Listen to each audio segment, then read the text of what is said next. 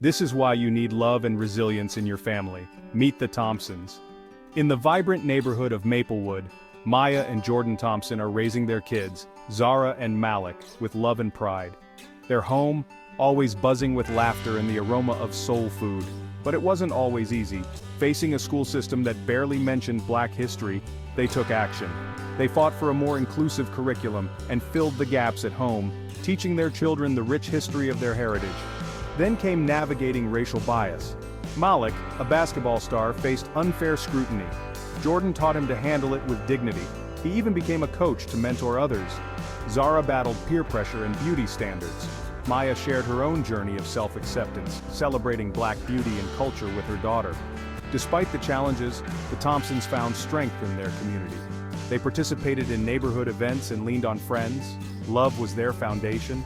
Maya and Jordan showed Zara and Malik that family, community, and love are the strongest forces of all. And that's how the Thompsons' journey of love and resilience shaped a family.